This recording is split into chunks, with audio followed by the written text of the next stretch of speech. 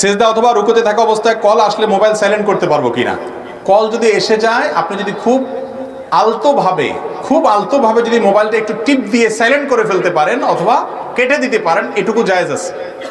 অনেকে দেখা যায় মোবাইলে কল আসছে, বাজতেই থাকে, জাকানাকা গান দিয়ে রাখছে রিংটোনে, ওটা বাজতেই আছে, সবার নামাজ নষ্ট হচ্ছে, উনি খুব আরামের সাথে দাঁড়ায় আছে, কারণ ধরলে নামাজ নষ্ট হয়ে যাবে। না ভাই, এতটুকু ধরে আপনি বন্ধ করে দিলে নামাজ নষ্ট হবে না।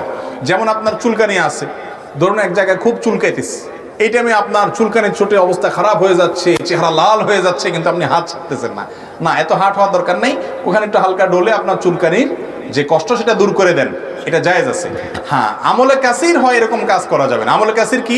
ধরেন মোবাইল কল আসছে নামাজে, আপনি পকেট থেকে মোবাইলটা বাইর করে এরপরে সুন্দর করে আপনি দেখলেন কে করলো, আর বেটা আর সময় পাইলি না, এটা আমি দিলেন কাইটা, এত কাহিনী যদি করেন তাহলে নামাজ নষ্ট হয়ে যাবে। কথা বুঝতে পারছেন? অর্থাৎ আপনি মোবাইল নিয়ে এত টিপাটিপি করলেন যে মানুষ দেখে সন্দেহের মধ্যে পড়ে যায় বেটা কি নামাজে আছে না নামাজের বাইরে আছে।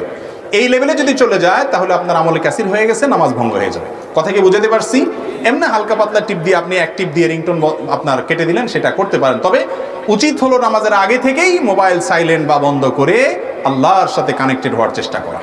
আল্লাহ তাআলা আমাদেরকে তৌফিক দান করুন।